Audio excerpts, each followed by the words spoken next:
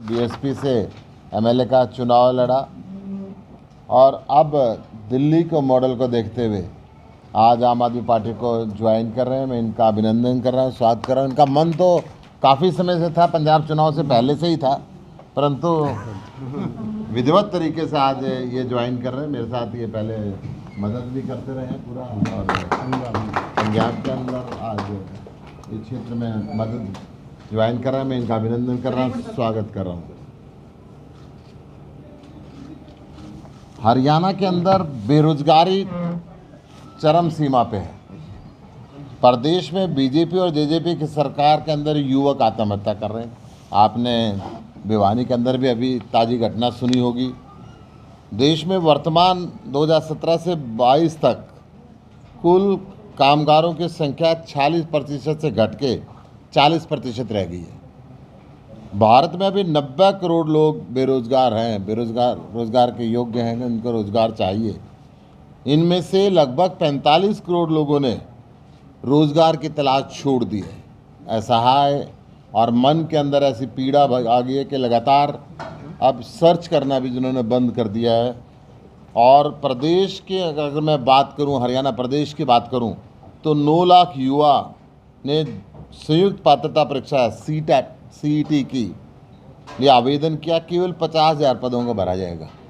9 लाख लोगों ने आवेदन किया और इसको भी कोरोना का बहाना लेके टालने की तैयारी चल रही है।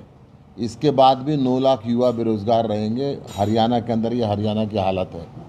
प्रदेश में अगर मैं पेपर लीक की स्थिति की बात करूं, प्रदेश में वर्तमान सरकार ने अब और पिछले कार्यकाल के दौरान 25 नौकरी भर्ती की परीक्षाएं लीक होने के बाद रद्द की, सेटिंग ना होने के कारण रद्द की, पेपर लीक का बहाना बनाया और वो रद्द की।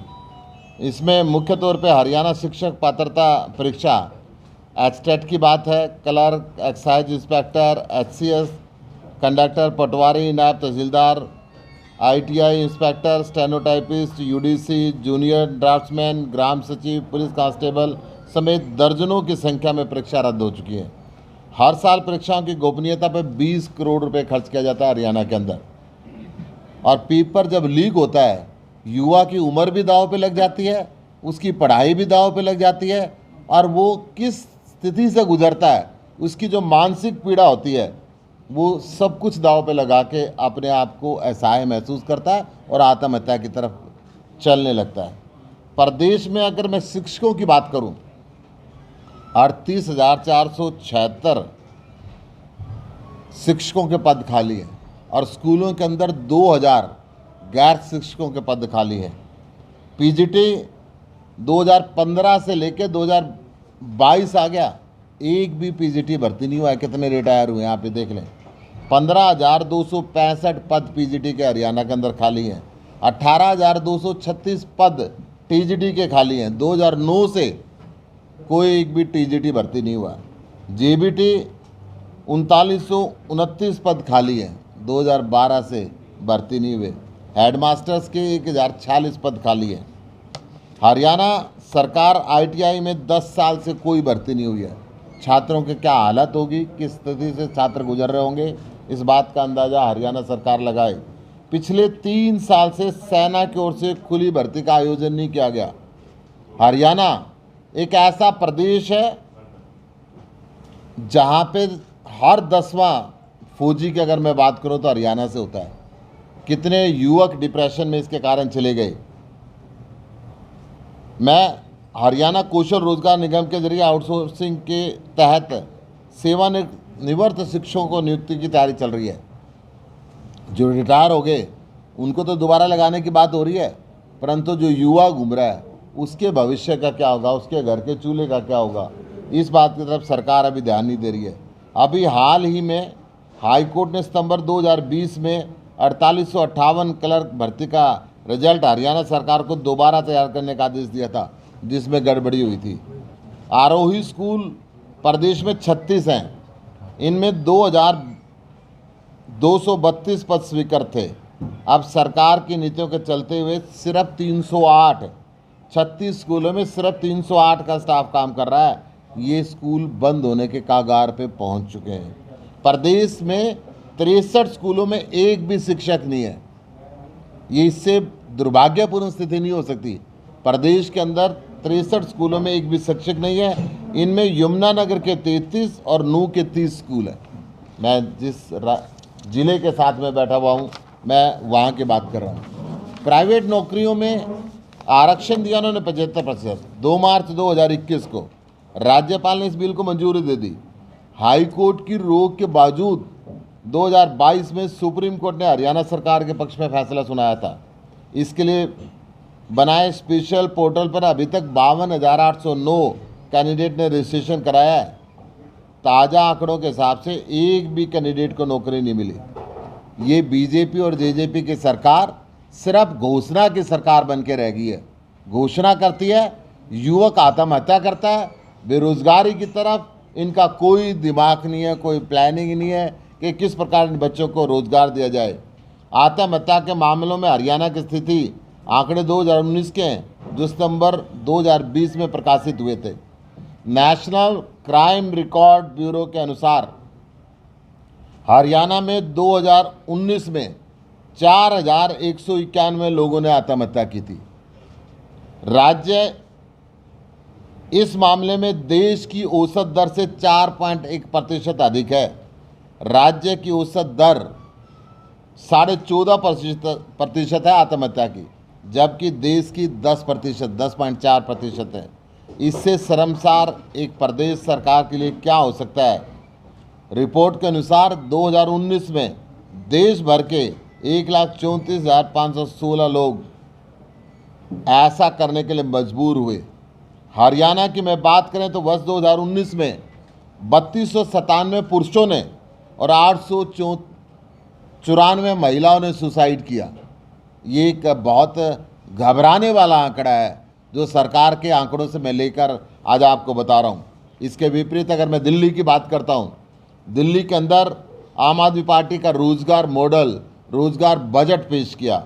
आम आदमी पार्टी ने अगले 5 साल में 20 लाख नौकरी पैदा करने के लिए 4,500 करोड़ रुपये खर्च करने का इसका बजट पेश किया।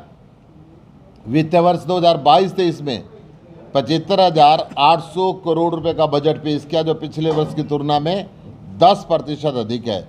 वित्त वर्ष 2021-22 में बजट का आकार 69,000 करोड़ रुपए था।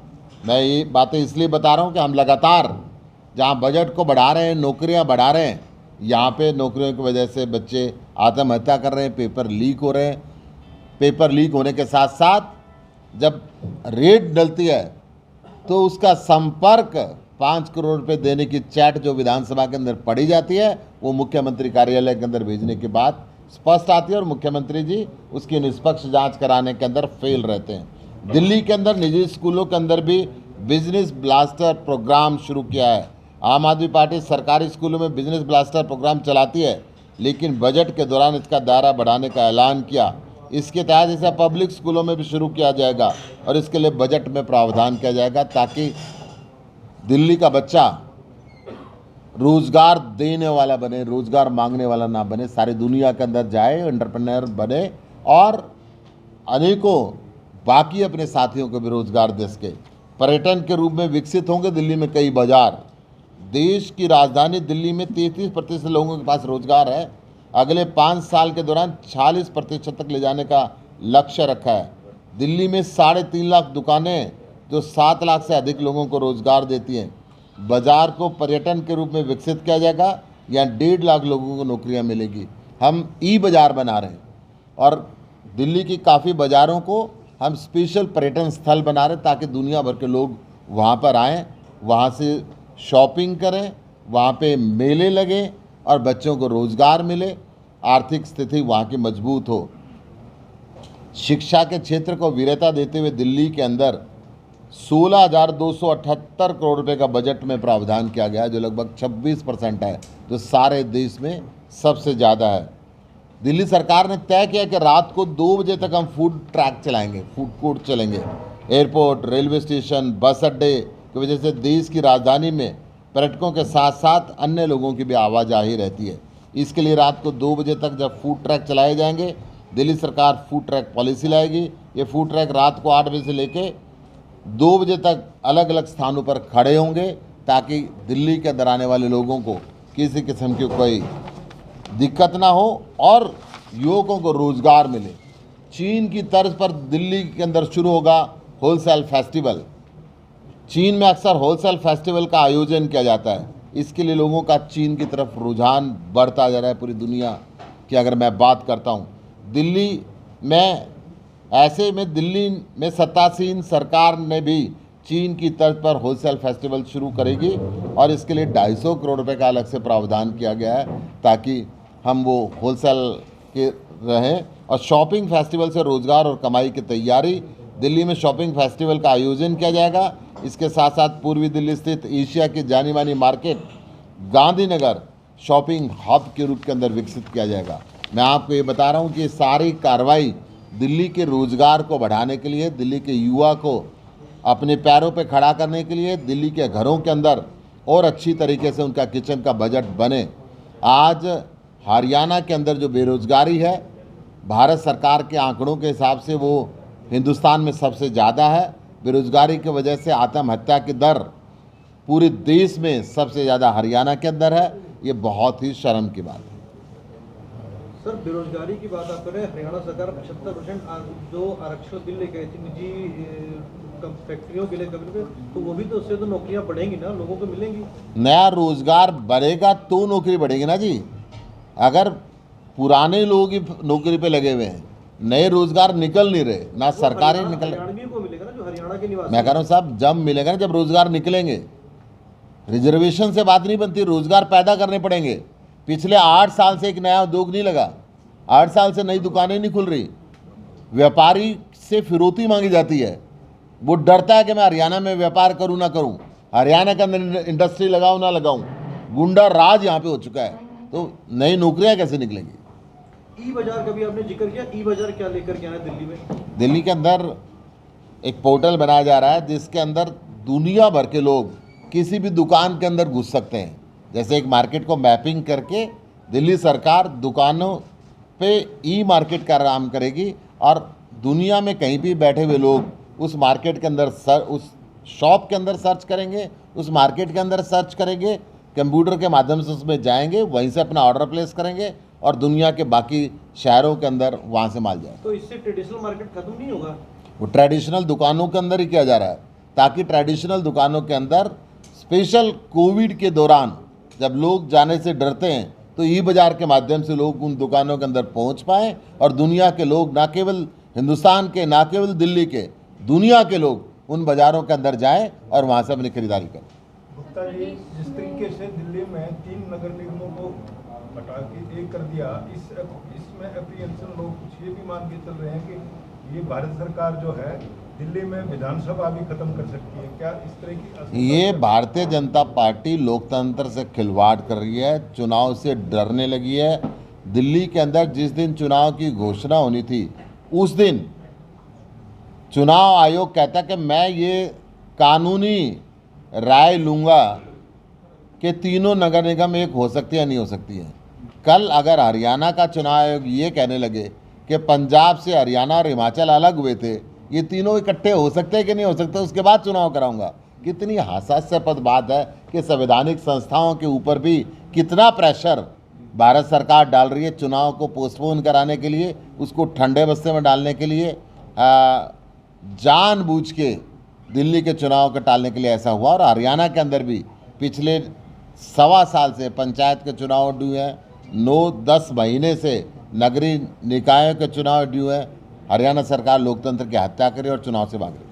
पिछली बार आपने चंडीगढ़ में कहा था कि 400 लोगों की एक लिस्ट हमारे पास है जो लोग आम आदमी पार्टी में शामिल होना चाहते हैं। हम उनकी समीक्षा कर रहे हैं, उनकी विवेचना कर रहे हैं, उनके बारे में जानकारी। 2.25 लाख लोग पंजाब के चुनाव के बाद आम आदमी पार्टी को ज्वाइन कर चुके हैं। मैंने बात करी थी 40 विधायक और सांसदों की, वो लिस्ट है, उसमें से कुछ लोगों को हमने ज्वाइन भी करा दिया उसके बाद, और बाकी चल रहा है इन्वेस्टिगेशन, कुछों को हमने मना कर दिया है।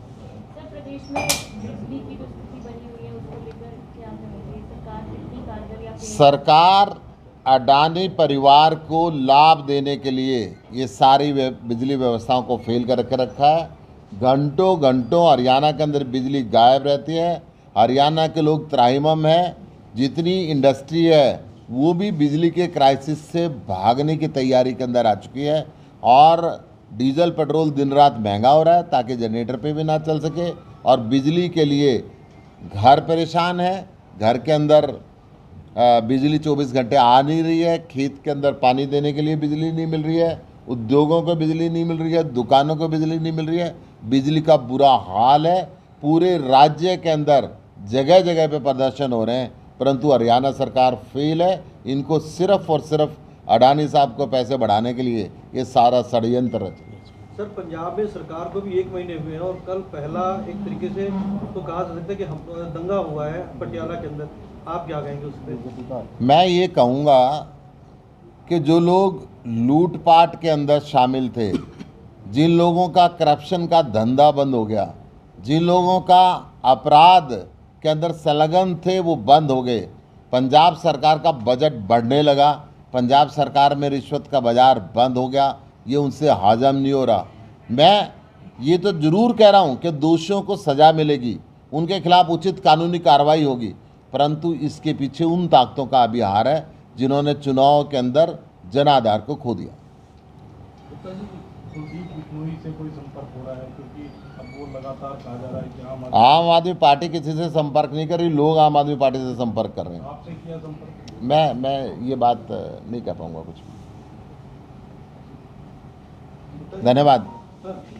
कांग्रेस इस देश में जीतती नहीं है, और जीतती है तो बिक जाती है। इनको अपने विधायक, अपने सांसद छुपा छुपा के रखने पड़ते हैं।